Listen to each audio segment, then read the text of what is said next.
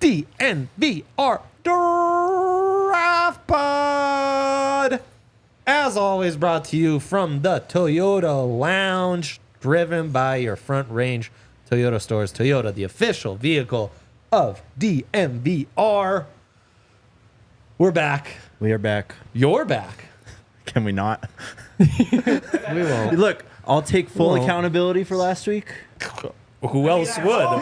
Who else would be accountable for it? I'm not going to come on here and make excuses. Did I'm just Apple taking write accountability. a statement justifying the alarm malfunction? No, or? I'm just saying it's my fault. Well, yeah. Thank you for your braveness. Yeah, you're know. a noble man. We agree. We're all in agreement. That might be the only thing we agree on today. Also, I just shifted the chair back, so sorry, You just man. unplugged yourself, too. Great. We're starting off with a bang. J. Mike, how are you doing today? I'm good, man. We just finished up the Rams show, which was a lot of fun. Nate Clifford back at CSU. Big recruiting news, big win for CSU. So, yeah, go check that out if you missed it. Absolutely. And we are getting into this upcoming college football season by looking ahead to the 2025 draft class. We're doing the funnest exercise of all, a little rivaling top 10s early in the year. I expect there to just be a massive divergence of opinions. It's an intriguing, fun 2025 draft without any obvious guys necessarily. And so I think this will lead to a lot of discussion. I don't know about you guys, but it's that time of year where I'm really like summer dreaming on football. Yep. So I needed this. Yeah. I needed to look ahead. I needed to look at this class. And I love it. It's a big man class. It's a defensive-heavy class. Yeah. It's a very fun class, too. It is. I agree. Lots of trench play. Yeah. Sorry, you saying I love it made me think like, I love it. I love it. I was wondering why you were smiling. I thought you had a good draft take for me. No, just laughing at my bros over here. Oh, that's fantastic. Okay. Reverse order. Okay. And if you want to give me a couple honorable mentions Yes, thank before you. we even take off, I will allow it because I know it was hard to nail this down to just 10, as it always is. Yeah. Jake, you seem particularly eager to throw out some I'm ready. honorable mentions. Okay, Please. honorable mentions for me who did not make the top 10. Harold Perkins Jr., linebacker/edge, LSU. He was in the conversation. He's right there. Yeah. He's right there. I'll throw out Denzel Burke, cornerback, Ohio State. Yes. Good one. And an honorable mention for me as well. Emeka Egbuka, I'll throw him out there. I've already got two other wide receivers in the top 10, or three of them, actually. Malachi Starks from Georgia's a monster as well. Yeah, the safety. Yes. Been watching him play football for a long time. I mean, you mentioned it, a lot of big guys. Nick Scourton, the Buffs were recruiting him. He was in the conversation to come. He goes to Texas A&M. Yeah. He's been extremely productive at Purdue before he entered the portal. And then to let you guys go, I'll throw out Walter Nolan. He was the top-rated recruit in 5-star a few years ago. I think right on the edge of Travis Hunter range in terms of being a perfect 5-star. And then also Takario Davis at Arizona. Yes, cornerback. Yes. Arizona. Justin, any that kind of killed you to omit from your list? I like JT Tulamalo a lot out of Ohio State, and he's right on that borderline for me of like, do I consider him one of the top couple of edges or not? I think you're doing defensive line prospects. I mean, there's some guys I like a lot. Like Ollie Gordon might be my favorite player in college football. I think out of all the running backs, he'd be one of the guys I'd consider saying maybe is worth a first round pick, but I mean, definitely not like a top 10 pick. Right. I love was it Judkins, the kid out of Ole Miss as well. Like they've got some really Crenshaw. intriguing. He's at Ohio State now. He did. He moved on. You're right. Travion Henderson God, the and portal him in the is- same. It's crazy.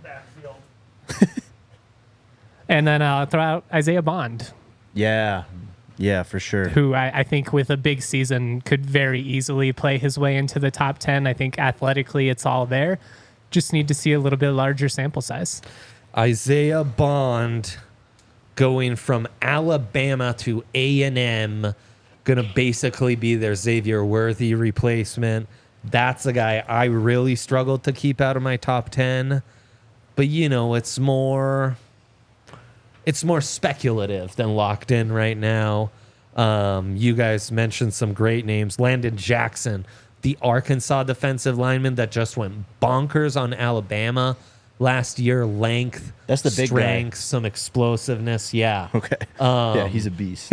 I mean, had he stayed, I think he's competing with Darius Robinson as like the first 5 tech to go off the board. He's coming back, could have a really big year in the SEC. And then I struggled, but just barely. Mason Graham and Will Johnson, the 2 defensive stars for Michigan. Mason, defensive tackle. Will Johnson, cornerback. Just Wow. out of my top 10. All So right. I know for some guys, those are like top 5 guys in this class, and they're out of there. So a lot of guys that I'd be intrigued to see the Broncos draft, and a lot of like tippy top program guys. Big school. Yeah. Yeah. Definitely chalk heavy. Yeah. Yeah. Like, even more so, it feels like, than I think that's modern college football now. Yeah. There's more of the trickle up effect. Yeah, I agree, but I just feel like I feel like we're missing some of the brands that, especially like from the West Coast, like USC, Oregon, some of these. Like I feel like it's just very SEC and a couple Big Ten schools. But yeah, Does feel very Southern dominant this year. yeah. Let's start with 10th overall. Who is your 10th prospect in this class? J-Mike, you start us off. I put, and obviously this is still a list in flux, but I put. Yes, I know. That's a good caveat to mention is no one can hold us to these rankings that we're giving out on May 30th. I'm remembering this. Remember it all Keep you those want. receipts. It's on record, but we fully reserve the right by week 0 to start tinkering. I'm sorry. I put offensive tackle Kelvin Banks out of Texas, and I considered putting him a couple spots higher because he's my top tackle going into this year. But that's kind of where I started. I think he's in position to like really be that standout guy this season, especially in that offense. You need to see a big leap from them and the passing game. So I'm interested to see how he kind of holds up in pass pro all year, especially against that schedule that they're going to play. But that's my 10. Banks, a guy who was already getting quite a bit of hype after his freshman year. Phenomenal at left tackle for Texas. Just looks like a complete dude. Strength, mobility, really good in pass pro. And that offense, I mean, you said they need to step up. Well, Quinn Ewers comes back, running back. Can they do it again? Back-to-back years of having the top running back drafted. Can they do it again? They're replacing 2 phenomenal wide receivers, one with Isaiah Bond. So we'll see the impact. I expect a lot out of Steve Sarkisian and that offense in year 1 in the SEC, which is another fun caveat to all this. Yep. Banks make it in for you as well. Jake? Oh, Forgot man. your name for a second. I had like a 3-way tie for 10. If Oh, that counts. my gosh. Give it to us. I went with Banks, Ewers, and Campbell. Banks, Ewers, and Campbell. If you have 2 Texas guys and LSU and offensive 2 tackle. the top 2 offensive tackles. Yeah. Gun to my head, I'd pick Ewers at 10. It's a quarterback-driven league. He improved a lot on his point. freshman or his first year at Texas. Yep. But I think we're still waiting to see a little bit better decision-making, just better ability to spread the ball around the field. Yeah, that's what it is, right? It's being able to operate in more of an intermediate game. Like he's far and away the best deep ball thrower in this group, don't you think? I mean, his arm is probably best in class. It's nuts. Yeah. Yeah, no, 100%. So I couldn't decide between the tackles, so I just went with the quarterback, made it somewhat easier on myself, I guess. Wow, so you guys are both a little lower on these top 2 tackles than I am, I suppose. Especially Will Campbell, I'm really high on. I have well, we'll save it for later. All right. Campbell's probably a miss on my part. I'd put him in the top 10. And the LSU offense, they have a lot to this. This is going to be a really interesting season for them, and no doubt For the Baton Rouge family. Yeah. Who's your 10, Dre? Carson Beck. Carson Beck. I struggled with this one a little bit. Honestly, going back to watch some Carson Beck tape, was a smidge disappointed. Had slightly higher expectations coming in, and remembered him to be just a little more consistent and refined. And maybe show a few more flashes, but I like size, mobility, arm is all a nice combination. I think there's some good off-platform, on the move to his game, and I think he has some promising traits as just like a West Coast quarterback who can operate in the system, get the ball out on time, and stay on schedule. Just 1 year of playing and really coming into that Bama game, everyone thought he was going to tear Saban's defense apart. Didn't quite go that way, but this is going to be a massive year too. As good an opportunity to improve his stock coming into this season as probably anyone. I struggle with him because I don't think the raw tools are quite on par with like a Quinn Ewers or a Shedeur Sanders in terms of arm strength. Totally. I also think he played the position better than those guys did in terms of decision make. Like, I just feel like he's a guy you could, I know it's going to become the cliche thing that everyone talks about now, but if you're like looking for like the Brock Purdy type of being like really methodical and just driving between the 20s and doing what it needs to do, like I thought his decision making was so solid, like his ball placement. But yeah, I'm with you in terms of like, I still think there's kind of a next level we need to see with him before we put him in the same conversation as those other guys. But I did have him at number 9, just for the record. Yeah, no, I mean, he's going to have a really big opportunity. There's a lot to like there. I'll get to him very shortly. You did 9? Give me your 9th. Okay, Luther Burden III, wide receiver out of Missouri. Ooh-wee. Love this kid. Phenomenal. Probably one of my favorite players in the country coming into this season. Yeah. Maybe not the ideal size you want at wide receiver, like 5'11", I think 205-ish. But who's the Yak God this year? Malachi Corley. This year it's Luther Burden III. 1,000%. He's all 3 levels. The amount of screens I've just seen him weave his way through and pick up 15, 20-plus yards, if not score, is quite a bit. He's got that dog in him. He can go up and get the football. He made a clutch catch for Mizzou, I think, against Florida late in the game, if I'm remembering correctly. It's one of those SEC teams. But yeah, he's just electric. I love him. Huge part of Mizzou's massive season last year. Is he in your top 10, J-Mick? Yeah, I've got him at 6. Yeah. He's my second wide receiver right now. Like I'm with Jake in terms of, I think he's my favorite wide receiver to watch. 1,000%. In terms of draft projection, I do think there's some things size-wise that I like some of these other guys more, route running, but God, like if you want to watch a dude that's just like gonna be fun and play hard, like he's gonna run through arm tackles, he's gonna make every contested catch, he's gonna get up and flex over you after he makes the big play. Like Missouri's gonna be must-see TV. Yeah, 1,000%. It's gonna be really fun. I'm gonna give you a sec, and you can give us your 9th. But first, I want to tell you about Bet365, of course.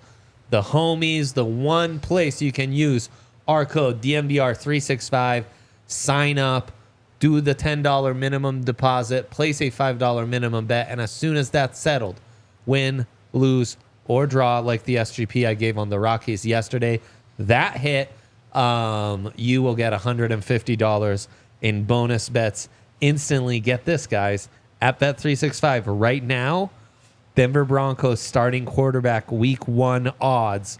Bo Nix, minus 350. Stidham plus 350. Zach Wilson plus 900.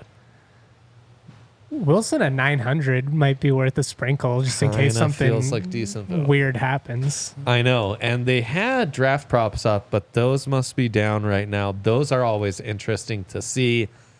So much going on at Bet365, the only place you can find our custom bets and so much more. Boosted SGPs, all sorts of fun every single day to be had on the app. And then you got that $150 in bonus bets to play with. Must be 21 plus, physically located in Colorado. Please gamble responsibly. If you or someone you know has a gambling problem, wants help, call or text 1-800-GAMBLER.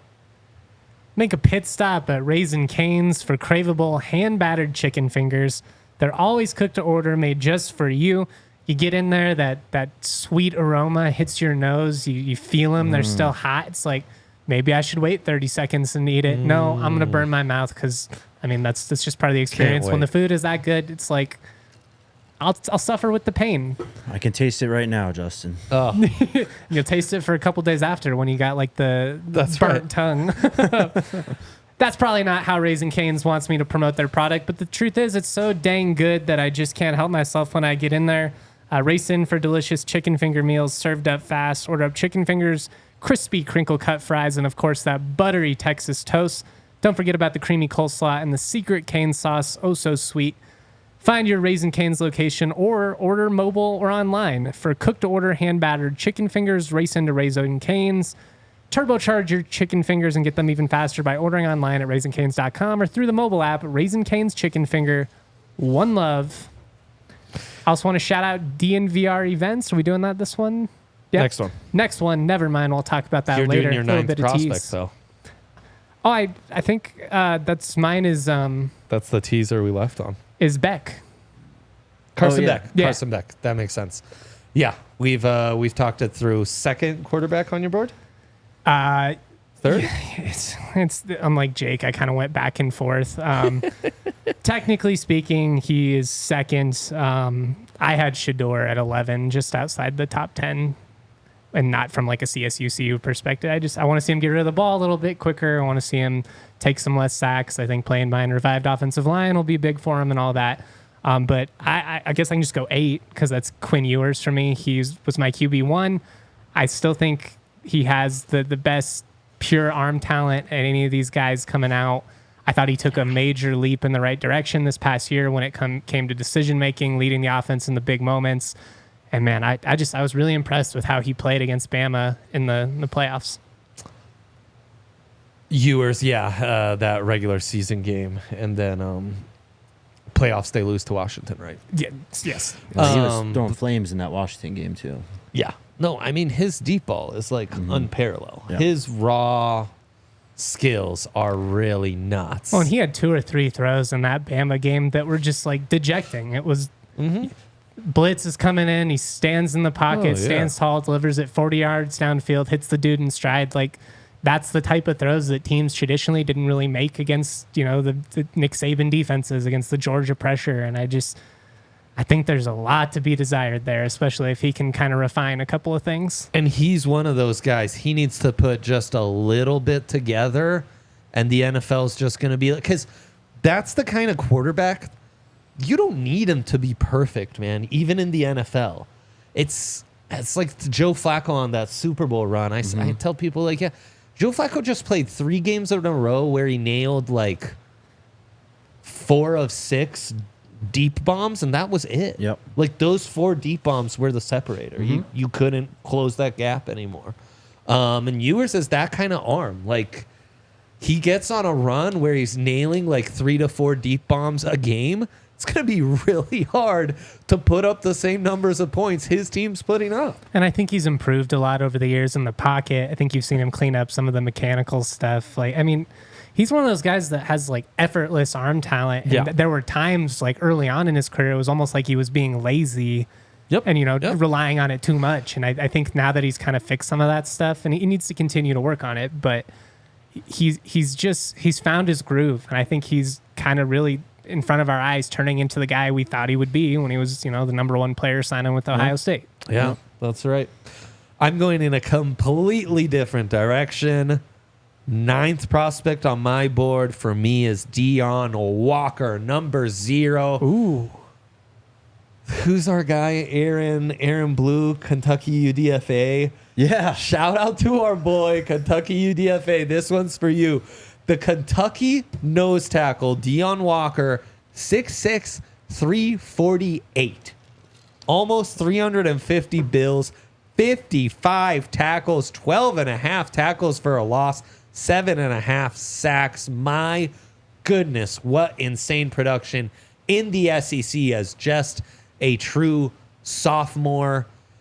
His length, size, and like sneaky penetration ability and ability to make plays in the backfield is just pretty rare, and in a very nice class of interior defensive linemen like Mason Graham, who I mentioned already, Landon Jackson, who I brought up, Talik Williams out of Ohio State. There's a lot of guys. He, to me, is the top dog, and it's because of that combination of size, length, and production. No doubt better nose tackle prospect than Tavondre Sweat. I think I would take him higher than Jordan Davis. Wow. Just like Really? head to head right now. I think he brings more to the table as a penetrator and pass rusher. It's a staggering combination of production and It's size. nuts. And dude, 6'6" is what really Yeah. he has that length makes such a difference. So I cannot wait to watch this guy next season in a full SEC calendar. 8 quarterback hurries as well. He was on my radar, but I guess I just got to do a deeper dive on him. PFF credited him with 51 pressures last season. From the interior? Just incredible on the interior. Yeah. God damn.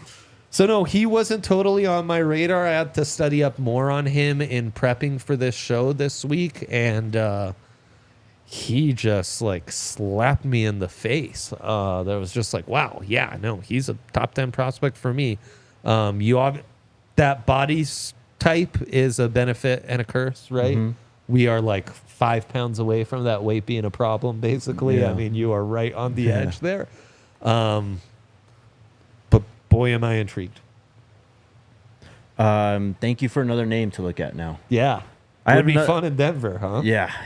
I have another defensive tackle. I went with Mason Graham. Please. Out of Michigan. Yeah. Listed at 6'3", 318, so not going to blow you away with that size. 6'3", 318, though, is almost like Jalen Carter size. Well, and you watch him, and he does not look that big.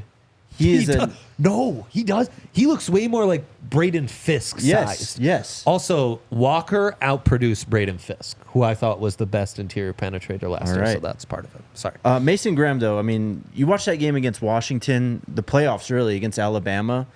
That was the difference in the game for Michigan, was the pressure they were able to get from him and Chris Jenkins up the middle. Yep. I mean, there are plays against the Joe Moore Award-winning offensive line in Washington. He is running the center into Michael Penix's lap, just completely wrecking plays. Yeah. Another young kid, only 7.5 TFLs and 3 sacks last year, but that playoff performance just stood above for me. Love that. He's another pretty intriguing talent on the interior defensive line right there, Mason Graham. Yeah, he didn't crack my top 10, but he's right there on the borderline. I thought he was slightly undersized, but I don't know. I'm gonna have to go back and dive I know into from it. the Just tape, watching it him, feels he like looks small that. to me. But Yep. I would have liked a little more production, but that's welcome to like Michigan's front seven. Yeah, it's constantly just rotate. They've got Exactly. guys after guys after guys. So And I wonder if this year he's the guy and we really see that monster year from him, yeah, You gave us 8 already because you had your little quarterback. yeah, Banks alley. at 10, then Beck, then Ewers. Give us your 8th prospect, Jake. mine was Mason Graham. Oh, okay. Then I will give you my 8th, which was T-Mac, Tatorian McMillan, the Arizona wide receiver. Just like You had your back-to-back quarterbacks. Yeah. I'm going to have my back-to-back wide receivers. He's just below Luther Burden, the second. T-Mac, so fun for his size, the coordination on some of those acrobatic catches he made later in the season. Just sickening what this kid could pull off. Mm-hmm. Do you have like a good pro comp for him? Like, is there one wide receiver that he really reminds you of? Because I don't. There's maybe some Mike Evans, but I think he's maybe a little more twitched up and. Well, Mike, I think, used his size just a smidge better. Yeah. I just feel like right. he's the guy, like you used to throw it up and go get it guy. Like, he doesn't look like AJ Green out there, but he makes plays like AJ There Green. you go. Dude. Yeah, as you're saying that, I'm kind of thinking AJ Green. Yeah. That'd be the best I can come up with off the top of my head. It's a hell of a comp. That's a great job, It's yeah. a hell of a comp. I Like, sh- that's the ultimate compliment for T-Mac, saying he reminds us of AJ Green or Mike You know what's Evans. the funny thing is we're getting so old in this process that now like the kids are being like, is T Higgins a bust because they compare him to AJ Green? And I'm like, do you understand how fucking good AJ Green? Anyways, McMillan, like Burden, like those dudes are just Sports Center players. Like he's gonna have 2-3 plays a game that you just shake your head and you're like, that was good defense. There's nothing you can do about that. Yeah, 1,000%. I mean, honestly, talking about him right now, I kind of feel like he's low. I was gonna at say I'm eighth moving him overall, up right? in my. I had him Live move I had up? him at 4. I'm like, do I want him even that's- higher than that? I had him at 7. Okay, so we're pretty aligned. Yeah, Yeah. no, he's T-Mac is something else, and Where are you guys at with We'll see what Egbuka, happened the with Ohio Sutton State and wide everyone receiver? else. Because like Burden, Egbuka, and Che would be like the 3 I'm most intrigued by coming into the year as pure wide receiver. I know Hunter factors into that conversation too, but Certainly. I'm considering him a corner at least as of now. most are. He just had a down year. I think he battled some injuries, if I remember right. Quarterback situation, not the best. Yes, only played in 10 games, only 500 yards, 41 receptions, and 4 touchdowns. So I think he might be the guy that has like the loud season, and then we're like, we probably should have been higher on him coming into the year. he's walking in as the one now. Yeah. He is, and he just checks off all the boxes. We've got some prospect fatigue going in. The other thing is, though, Yeah, we should have done a graphic. like, how exciting. Like, I think there's a bit of a ceiling cap for him that I feel less so with T-Mac and LB2. LB3. LB3, thank you. And that's why he's just out of the top 10, just a tier below those guys. I kept going back and forth with him, and I ended up putting Will Johnson in the Michigan corner, but I was just like, those were kind of like the 2 I went back and forth on for like my last spot. Great stuff in the Toyota chat. Easy Dust asking about have we talked Travis and Shador. Just a smidge on Shador. I Not think yet. that's coming up here. Not yet. And yeah, great. No, Todd has that in him. The pause before saying something troublesome. I just walk right into that stuff 24/7. I almost admire how you just bull right through it, bro. Oh yeah, I couldn't care less. I love it. I'm here to talk ball, I with love it. interior penetration or length or All that. His ability to yeah. sneakily penetrate was definitely a good one. yeah, hell yeah, I love that. Let's take Yes. a breath. Yeah, there you go. Shout out to DNVR events. We've got all kinds of fun stuff coming on. We just had the Summertime. takeover at Coors Field. Rockies quietly playing They're decent fun. ball. They're beating some good teams at least. They're you know? fun, and I tell you, these takeovers are selling like hotcakes. This next one we have, we're down to like less than 5 tickets left, so get in while you can. If you miss out on that one, there's the next one.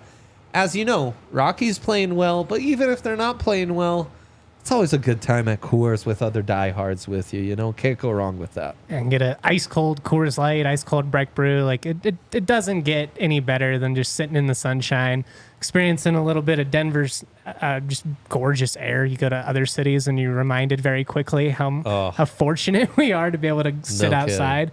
But also, I want to shout out in September, we're road tripping to Tampa Bay for that Broncos-Bucks game. Don't miss out on that.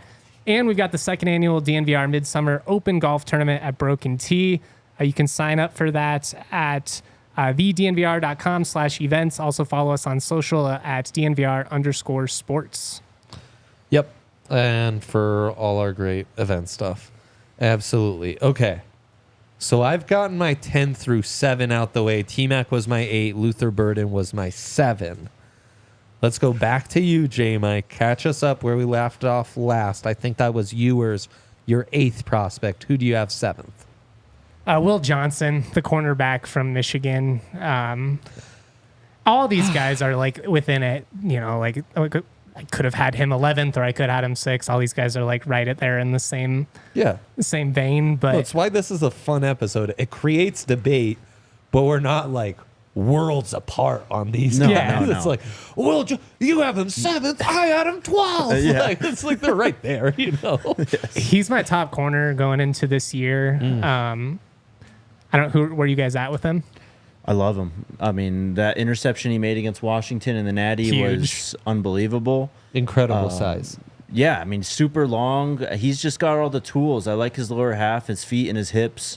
Very flexible, and just able to explode out of breaks. Very clean footwork. Yeah. Attacks the football, whether it's passes, defense, or interceptions. I don't have his numbers up right now if someone does. 4 INTs, 1 return for a touchdown last year. You want some ball play, 4 passes broken up?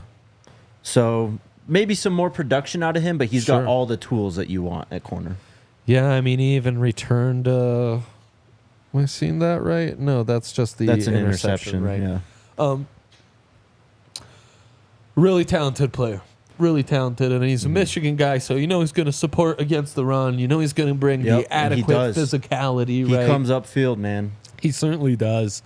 My question is going to be, is he that true lockdown? Is he got that hip flexibility to really just mirror these tippy-top, elite, best of the best kind of guys?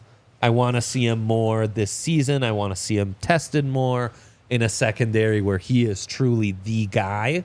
But certainly, like, should Travis being a unique one, because we'll have that talk of what position he is.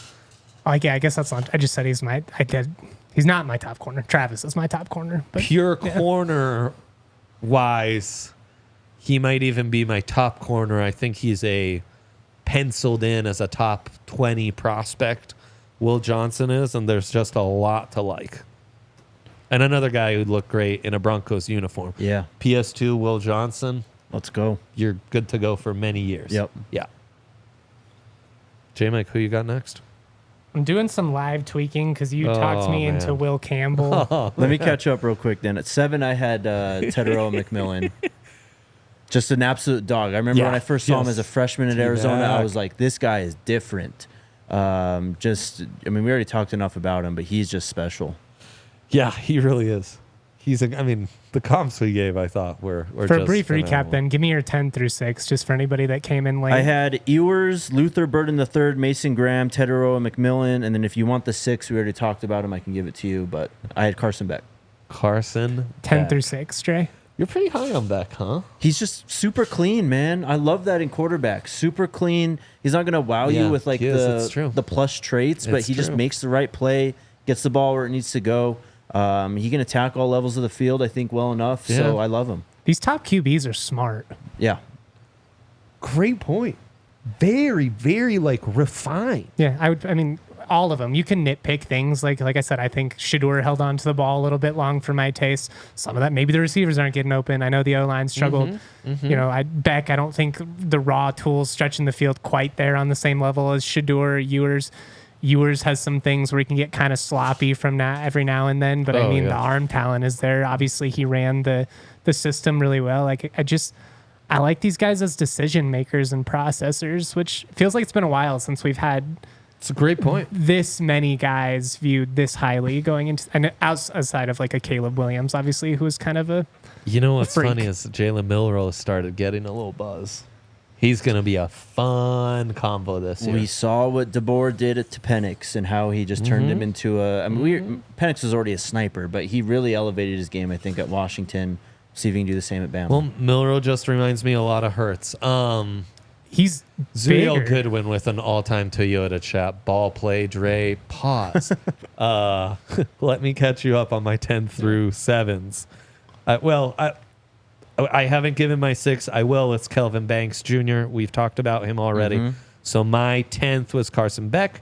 9th, Deion Walker, the nose tackle out of Kentucky. 8th, T-Mac, wide receiver from Arizona. 7th, Luther Burden the 3rd. And 6th, Kelvin Banks, the left tackle from Texas.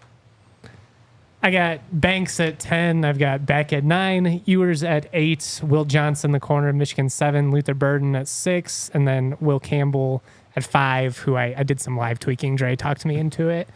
So that's my I've given my top 5. 4 is McMillan, so we've already talked about him. Yeah, we have a lot of overlaps for sure.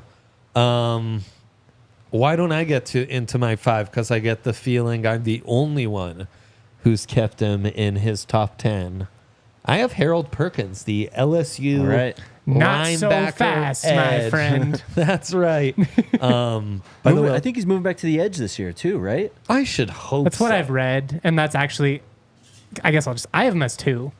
And You that's, do? Oh, wow. Okay. And that's based on him playing edge All right. because they misused him for a while. So, new coaching staff at LSU, right? Go Tigers. Brian Kelly comes in. Brian Kelly, damn it all. And he takes the best young pass rusher in the game, Harold Perkins, a kid who had 14 tackles for a loss, 8.5 sacks as a true freshman.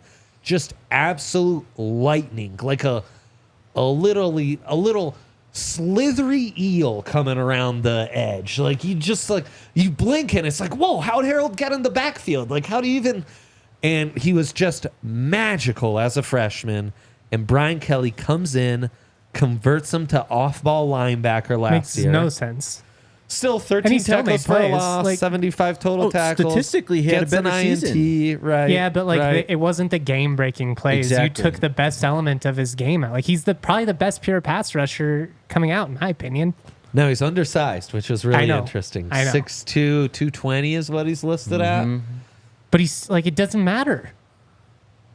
He's a slithery eel. He's going to get in the backfield. Him and like Hunter and McMillan are the 3 guys for me where it'd just be like, if you just saw a bunch of dudes like kind of making plays and you were like trying to come up with a team, those would be the guys you would be like, I don't know, but I know you can do a lot with that type of athleticism and versatility. And to me, like, I understand 2's probably a little bit rich. I know that his stock has dropped a lot, but I watched that freshman tape and like he was the most dominant player in the SEC for a couple of weeks as a true freshman. Yep. 100%. That's why he is my 5th prospect. I kind of stole your thunder there. No. You said that perfectly. Yeah. That was great, breaking it down kind of in unison. He's a really fun guy, and the projection at the NFL level will be very intriguing because right now at his current size, obviously we're going to talk about him as a stand-up edge in a 3-4. But I think you'll talk about him similar to how we talked about Von Miller, Khalil Mack when they were coming out. Definitely see that. As even potential strong side linebackers in a 4-3, right? I mean, even like a Bruce Irvin when he surprised us all and was drafted in the first round by the Seahawks back in the day. So fit's going to be tough for the New Orleans native, but the talent and the ability to get in the backfield is just incredible. 27.5 tackles for a loss the last 2 years. Will Johnson, 7 interceptions the last 2 seasons. Yep. Freaks. Love this class. And he's my number 5, Will Johnson. Let's play some football, baby. Like, I'm Let's so go. ready. God, this gets me excited. Yeah, Will Johnson. I mean, I already broke him down basically, but yep. Yeah, he's my number 5. I love it. Let's get into these top 4s. I already gave McMillan Yeah, his 4. you've given away a lot. We know your 3 and your 4, Jake. You know my 2 and 4. You don't know my 1 and 3. Okay. Yeah. I like Number it. 4. I like it. You know my name, not my story. That's great. Pause. I've got James Pierce Jr. Samesies. Let's talk about James Pierce Jr., Holy shit, what the a Tennessee monster. edge rusher. Just an absolute monster. I mean, his body type, first off, very long. Maybe a little slender, but I looked up. He's listed at like 240. I don't think he's 240. He's not 240. Yeah. So Bigger? Smaller? No, smaller, he's, I think. he's like 225. 240. So on a legit 6'5" frame. Yes. And his arms, I guarantee, are like 34 and a half, maybe 35-inch arms. He's longer than God, as I say sometimes. Pause. And with that length, though, he converts speed to power. Like, it's alarming watching him bowl through these tackles. Yes! For such a, long guys, skinny long guys. Yeah. Like, I don't know.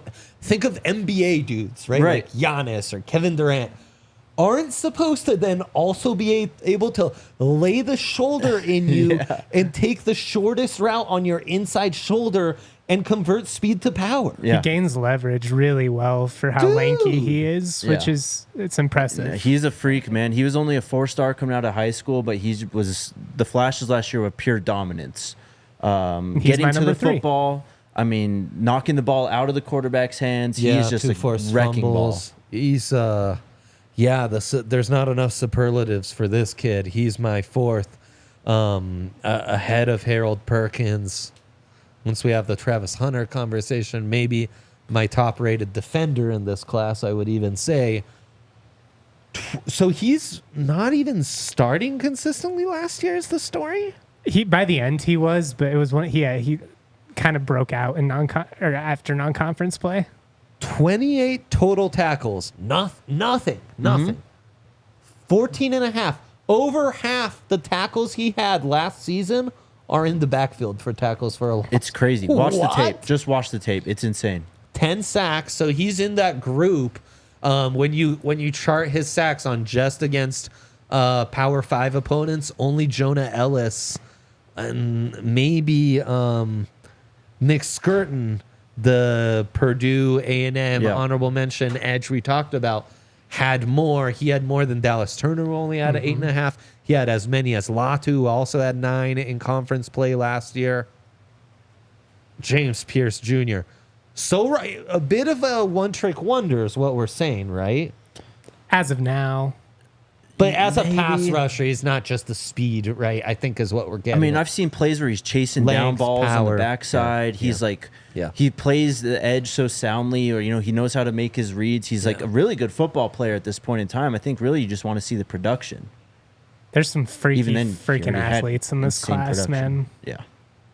There really are, and he's up there with the best of them. Tennessee is going to be a fun team to watch this year. Vols will be for real. He's going to be fun. I mean, dude, it's a lot of SEC prospects I've talked about in my top 10. Yeah. Who's your 3? My 3 is Will Campbell, the LSU left tackle. LSU last year, just such an incredible offense, obviously.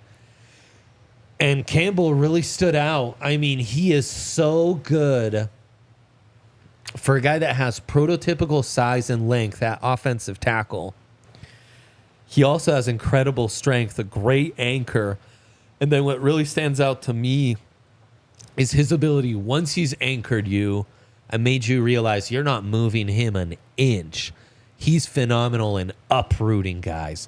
You need the strongest hips to do that shit, the strongest arms, because you're basically, think of it, you're anchored, you're at a standstill, and just Campbell just take you, bend you, knock you to the ground. So there's a lot of power and size to his game. Power and size converts so beautifully at every position on the offensive line outside of left tackle. And then he has that refinement. He has that movement as a pass protecting left tackle that really has me intrigued. Him and Olufashanu from Penn State for this year, who was my top rated guy, I think would make for a very, very interesting conversation. Obviously, it'd be an incomplete conversation because we haven't seen Campbell's final season on record. But like that's how highly I feel about Will Campbell. That battle with Dallas Turner last year was fantastic, amazing. Yeah, really exciting guy. And we'll see. That LSU offense is going to be a bit of an unknown. Yeah. I have no idea what to expect, genuinely. Mm-hmm. Give me your number 3, Jake. I've got Michael Williams out of Georgia, the defensive lineman. Wow. All right. This guy is a monster. Yes. He was a 5-star in 2022, only rated below Walter Nolan, who, again, near perfect prospect in terms of the recruiting rankings and stuff. This guy, though, kind of plays on the edge, but he's listed at 6'5", 265. He kind of plays some 5-tech too. Yep. And it's that reason why I have him so high. Just he can play all over the field, I think, defensive line-wise, and just nasty, man. I mean, the hit power is probably 99. This guy is just, he can play the edge really well. He can rush the passer. He plays the run really well. He's all over the field. He's next up from Georgia.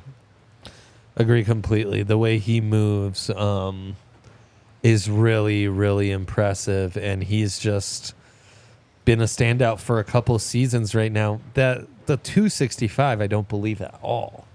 He's so long that you could tell me he's 280, 260. It's all the same, really. He's a beast, though. And that Georgia front's similar to what we were saying about the Michigan front, where you're not always going to see that production from the top guys that you'd expect. Mm-hmm. But it's because they're so loaded. They rotate so many guys. But I expect a huge season from him this year. Yep. Yeah. Him and the safety, I mean, they've got a chance to really break out, I think. It would have been wrong to not have any Georgia guys in the top 10, so I'm glad you got there. Georgia's going to be really good again this year, man. Yeah, really, for sure. really good. They're my preseason pick to win it all. Yeah. Interesting. You gave us your 3. Yeah, I got Pierce. Then Perkins is 2. So 1 is all I've got left, and it's Hunter. Yeah, Travis Hunter Jr. Look, I mean, obviously, like, I'm the CSU guy, and some of the folks will roll their eyes. I don't know ball quite like you guys over there in Buffland. No, I'm just kidding. He's a freak, dude. He's a freak. Like, he's a guy that I think could probably project into the top 10 at either corner or wide receiver. Yeah, when I watched him initially, he reminded me of Justin Jefferson as a wide receiver. That's still the comp I would give him in terms of his explosiveness. But I just think his raw instincts, his ability to cover so much ground and break on the ball, I would put him at corner at the next level, even though, like, I genuinely think he could be an all-pro wide receiver. But I think at corner, he's in that, like, Surtain type of conversation where it's like he probably immediately comes in and is one of the top 2, 3, 4 guys in the entire NFL. So I want to see him put on some weight. I think if he's going to play as much as he is, the durability is going to be a big question. And I think that's fair to point out. Like, the fact that he was even able to do it, I didn't even think that it was human to play 140 snaps or whatever the hell he did. Yeah, for sure. Like, I don't think that should be possible. I still don't think it's sustainable for an entire season. Maybe he'll prove me wrong. But I just want to see him put on a little bit of weight. And other than that, like, I think he'll probably be outside of one of these quarterbacks, like, really popping, probably would be my front runner for the number 1 pick. So, love it. Yeah, it's a conversation like we have yet to have in the draft. I think this will be the 12th class I cover in this kind of more professional setting, and I've never, certainly not a top prospect, have I had to think this hard about what position will he play, where does he project better, and that projection is what really separates him, which is kind of what I think you're getting at, Justin. It's there were some moments where he wasn't his best physically, like the Stanford game where he coming back from injury. Totally. But the size, I do think, is a thing at corner, especially where, like, those bigger wide receivers who could just wall you off on internal routes. I mean, Ted Aroa took it to him, man. Totally. So that's an area we'll have to see improvements.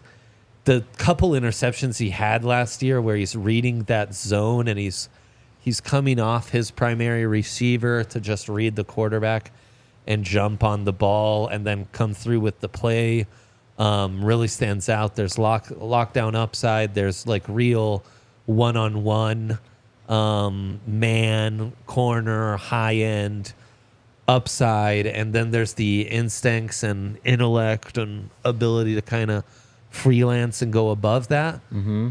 And yet I think there's more upside at wide receiver. When Jake can hit on this too, I think he's a guy that's going to impress in interviews. Like Boso Blanco, I thought this was a good point. Great point. In the Toyota chat says he seems like a really good dude. And I was very impressed with how he handled, obviously, that you have the whole, we're not going to get into the circus of the CSUCU stuff, but like, totally. I thought he handled that situation really maturely. I thought he handled the challenges of being a guy who comes in where it's known from the start, like you're Dion's golden boy, like you get special treatment.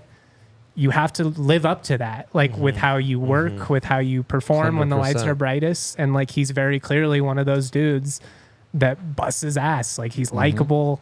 He comes off very, like he's having fun. Like he's a guy that if you're a GM, you can very easily see like, we're going to sell a lot of jerseys of this guy. Yeah. It's a good point. It's a really good point. You like him better at receiver though, before Jake gets in? Yeah.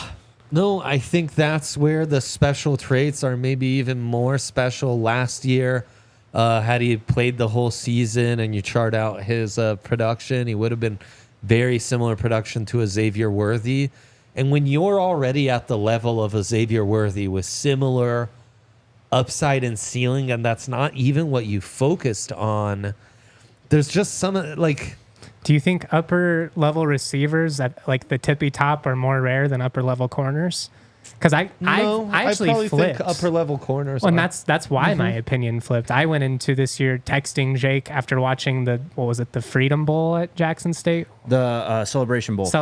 Sorry, I was like, I'd put him at. I think he's a receiver. That's where I totally. And then as the season went on, I don't know, man. Some of the breaking on the balls, like you mentioned, in some of those like zone scheme, it's just like stuff I've rarely seen. That's what I mean. Like I've seen very few guys that can break on a ball like that. So that's where the dilemma gets even stickier.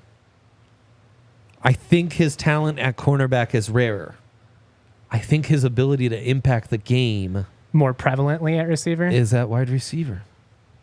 It's an interesting. Can he play both ways in the NFL, Jake? And that's the ultimate question, right? Like, can he do it? Two premium positions and needs being filled by one player, one roster spot. Mm-hmm. Yeah, he's crazy. At 2, I've got Shador though. Same. My comp for him is probably going to be Joe Burrow. He is obviously the confidence, the star power off the field, but the calmness, the poise under pressure, facing the most pressure in the country last year and still putting up those numbers. I think it was 30 total touchdowns to 3 interceptions once you factor in the rushes. Extremely accurate, the most accurate quarterback in this class. And like Burrow, I think he's going to have a monster senior season. I'm not saying he's going to have 60 touchdown passes, but you're going to see at least 15, 10 touchdown jump this year to last year. The weapons are better. The protection's going to be better. The scheme is probably going to be more improved as well. He's my favorite to be the number 1 pick. A lot of faith in Pat Shurmur. Well, the guy that we watched up and close for years and shit on. Just, I want that to be fair. There's actual structure in this offense, though. Last year, it was a lot of calls at the line, calls being, signaled in from the sideline. They're going with a play call. They're giving Shador 2 or 3 others that he can change the play with this year. That's where he flourished. That's how they won so many games last year at the end of the game, the CSU game. That's Shador. He's at the end running the whole thing. Basically won that game single-handedly. Exactly. Yeah, and I mean, Shurmur, the NFL will like that he's being coached up under an NFL coach, Mm-hmm. Yeah. And I mean, Shurmur had his good moments, had his bad moments. To me, he's more comparable to C.J. Stroud.